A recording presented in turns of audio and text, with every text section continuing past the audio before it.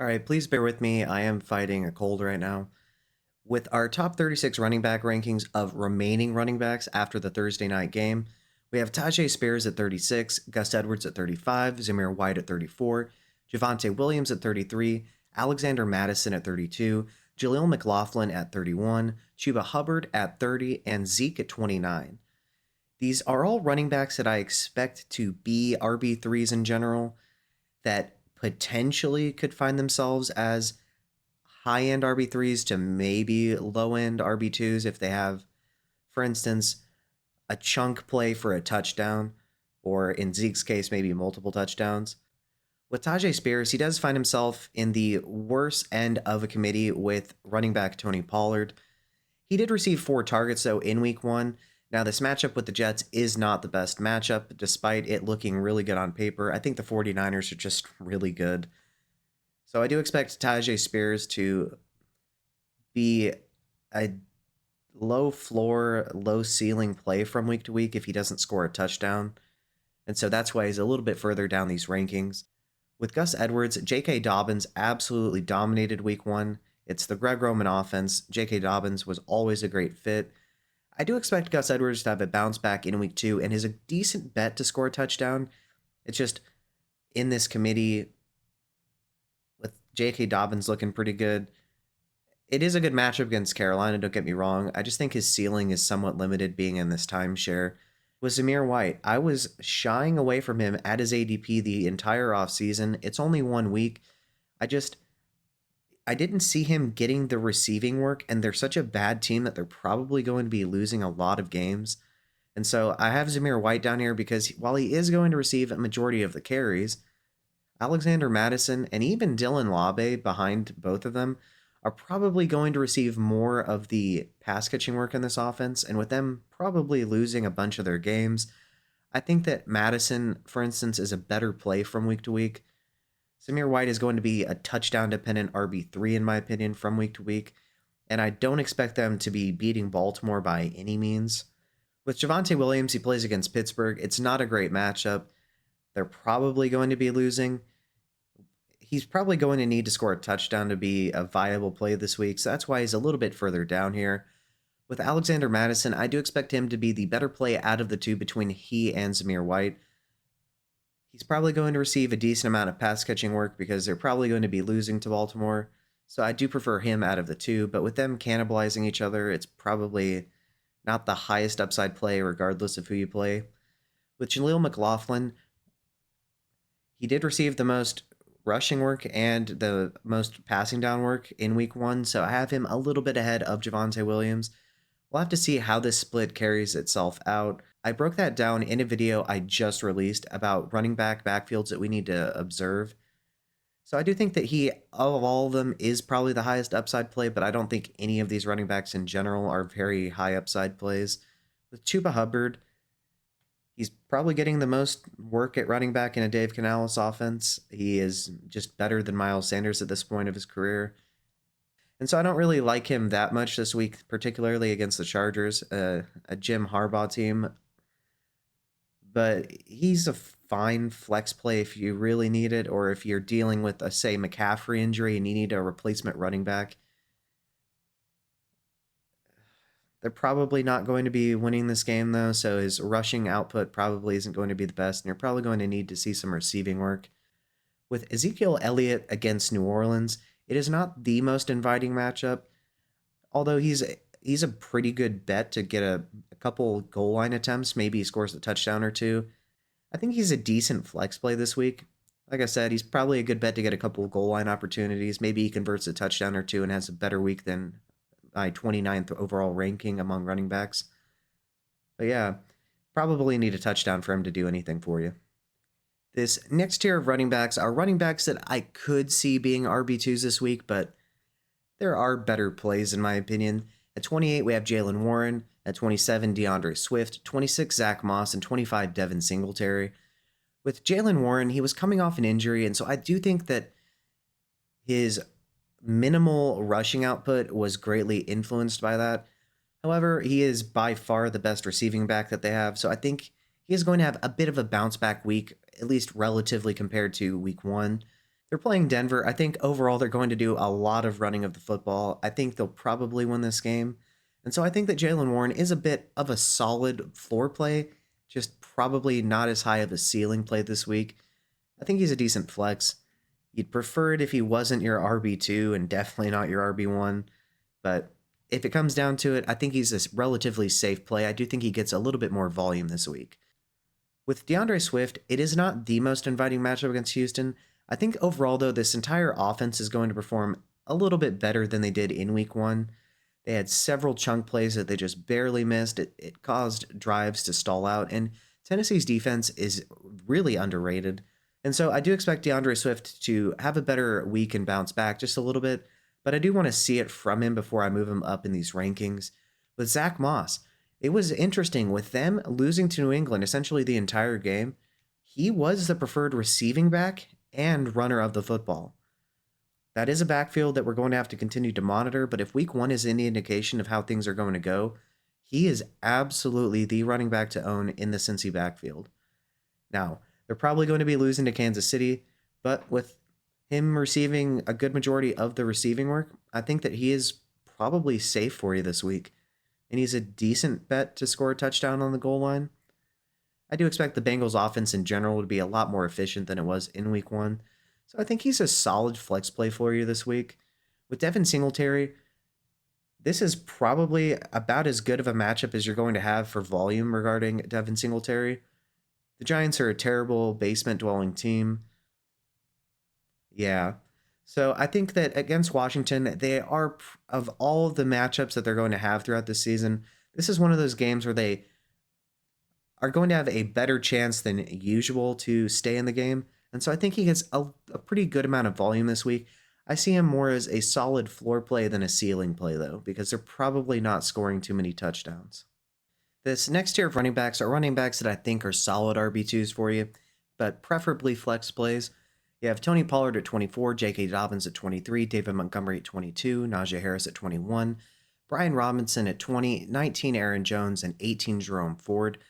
With Tony Pollard, he is the running back that you want to own out of the two.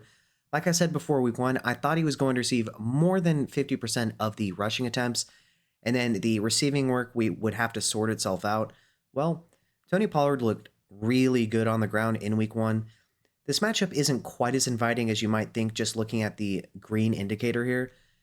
The 49ers are one of the best offenses in football, run by one of the best coaching staffs and head coaches specifically.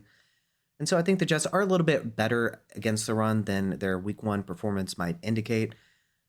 And overall, I think that Tony Pollard is a solid low-end RB2 this week with potential for more upside if he ends up scoring again. But yeah, I think he's a safe RB2. He's going to get a good amount of volume.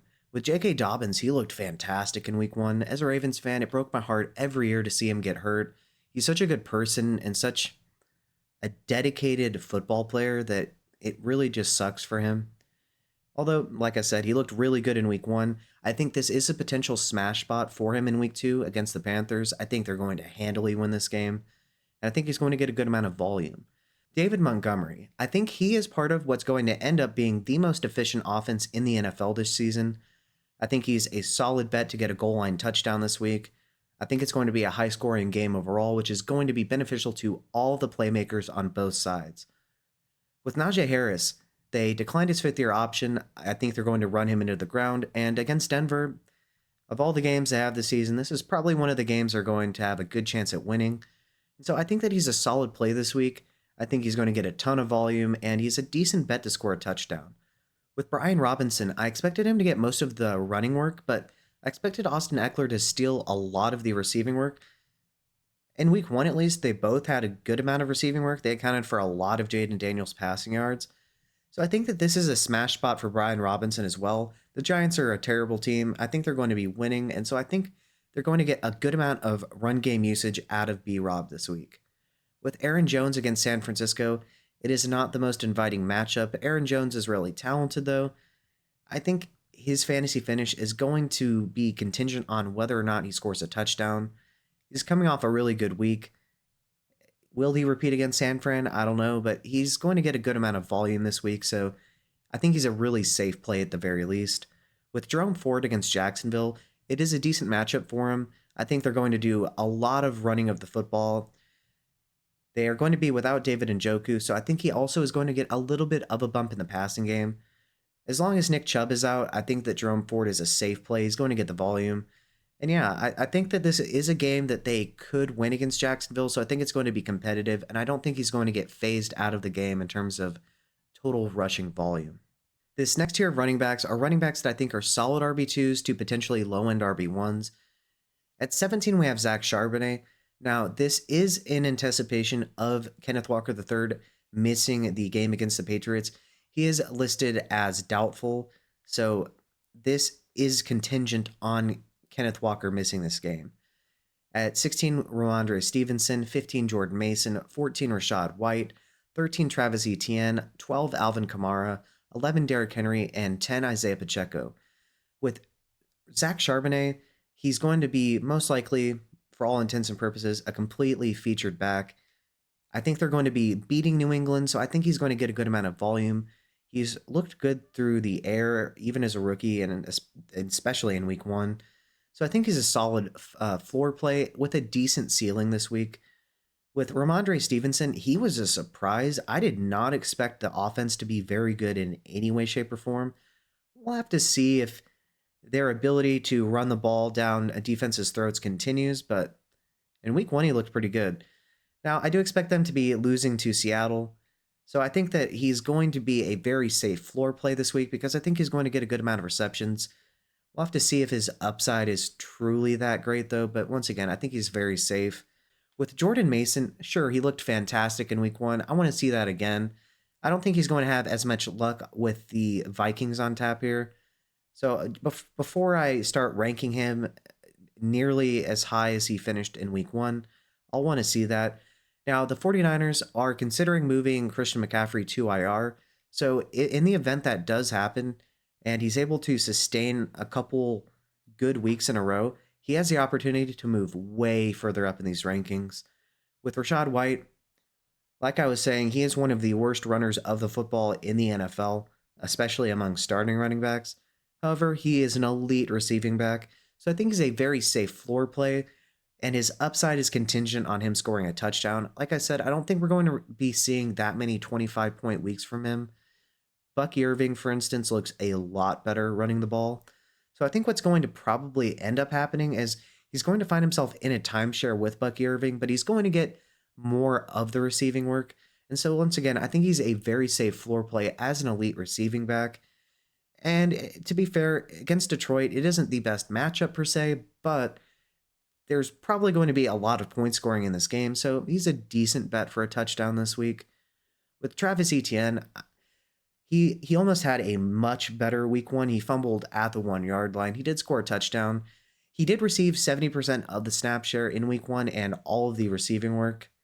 So I think that he is the preferred play, and I think that he just had a bad week. He looked really explosive in the preseason, so I think while it isn't the best and most inviting matchup against Cleveland, I think that he is a safe play this week, and I think he's a decent bet to get a touchdown. With Alvin Kamara against Dallas, I do expect the Saints to be handily losing to Dallas, which I think plays into Kamara's strengths. He is one of the best receiving backs in the game still. And so I think he's a very high upside play who's a good bet for a touchdown this week. They're going to have to be passing a lot. With Derrick Henry against Las Vegas, week 1, I didn't like Derrick Henry quite as much because I didn't think that he was going to be receiving as much volume. Now, they came out and said that they're not going to give him a ton of volume this season. I think they're going to give him a decent amount of volume in games that they're winning. I just don't think we're going to see the 35 carry games anymore from him. But I think this is an opportunity for him to have a 2-touchdown game against Las Vegas. I think they're going to be winning handily against Las Vegas, and so I do like Derrick Henry this week. With Isaiah Pacheco, I think he's a very safe floor play, but I think he was being overdrafted. I didn't see the ceiling being as high as a lot of other running backs. But I think he's really talented, and he runs as angry as any running back I've ever seen in my entire life, maybe besides Marion Barber and Steven Jackson. But still, I think he's a talented player in a talented offense. I think he's really safe. I just don't think the upside is as high as with some of the running backs that I'm going to have ahead of him. These running backs are running backs that I think are going to be solid RB1s, but probably aren't going to be top 5 candidates. At 9, we have Josh Jacobs, and at 8, we have James Conner. With Josh Jacobs, Jordan Love is almost certainly not playing this week, and I think they're going to give him a ton of volume against Indianapolis. Joe Mixon just tore them apart in week 1, and so I think this is a very good opportunity for him. I think he gets a touchdown this game. I think he is essentially going to be most of the offense for the Packers. And so I think he's a very safe play this week in terms of his floor, with a potential for a decent ceiling, especially if he's able to have a multi-touchdown game. With James Conner, he is a really talented back and a great offense. I think this is a smash spot for him. I think he's going to get a good amount of volume, and I think this is a high-scoring game overall, so I really like James Conner this week as well. This next tier of running backs are the elite running backs. I could not see these running backs being anything but RB1s unless they get hurt. At 7, we have Kyron Williams, 6, Joe Mixon, 5, JT, 4, Jahmyr Gibbs, 3, Bijan, 2, Saquon, and 1, Breece. With Kyron Williams, we were all worried that Blake Corum was going to eat into his opportunities. Sean McVay said that they didn't want to give Kyron Williams quite the workload that they did this past season. Well, in week 1, Corum was a healthy scratch, and Kyron Williams received all the touches. I do think this is a smash spot for him. I think he scores a touchdown, and I think he's much more efficient on the ground this week. And I think that for the foreseeable future, at least until we see anything different, I think we should treat him as an elite running back for us in fantasy. And yeah, I think he scores a touchdown in this game. There's going to be a lot of points, I think, in this game overall. With Joe Mixon, he absolutely tore apart Indianapolis on the ground in week 1. He faces off against Chicago. Now, I don't think this is the most friendly matchup in the entire NFL, but I think that this offense is so good it doesn't matter. I think Joe Mixon is going to absolutely eat this week. I think he's a very safe floor, extremely high play, basically the entire season. And yeah, he looks extremely motivated. I think he was really pissed off that the Bengals just threw him away and kicked him to the curb. And so I think he has a lot to prove this year, and I think he thinks that. And so I really like him the entire season. And yeah, I think he is a solid RB1. With JT, he faces off against Green Bay, most likely without Jordan Love. I think they are going to give him a ton of volume. I think they win this game. With Jahmyr Gibbs, I think this is a smash spot for him. I think this offense is going to score a lot. I think both teams are. Now, he doesn't get the most volume he actually gets the least amount of volume out of any of these backs, but the offensive line is so good. The play calling is so good. The scheme is so good. The offense is so efficient. Everything is so good about this offense, and he is a chunk play machine. He's getting a ton of receiving work. He is getting goal line work. I think Jahmyr Gibbs is going to be a very good running back for us, and I think he scores a touchdown this week. With Bijan Robinson, it isn't the most friendly matchup against the Eagles, but I think this is an opportunity for him to really show out. I think he's a decent bet for a touchdown this week, and I think we're finally going to get the Bijan Robinson that we thought we were getting last year, this year. With Saquon Barkley, he destroyed Green Bay essentially single-handedly. And while this isn't as good of a matchup against Atlanta, he's still a must-start at the running back position. And I think he's probably a top 5 running back once again. The offensive line is, in my opinion, the second best in football behind the Lions. They have a good quarterback, good weapons on the outside. It's going to be really hard to stop them the entire season. And so I think Saquon Barkley is a solid, very high floor, extremely high ceiling play every week. With Breece Hall, I think that 18 points is probably just about his floor. He's not going to have to play the 49ers and Titans every week. And so I think this is going to be one of his most difficult matchups, but I still have him this high because he is that talented. He cannot be phased out of games. They now have Aaron Rodgers back, and so I think they're going to start gelling collectively more as a unit as the season progresses.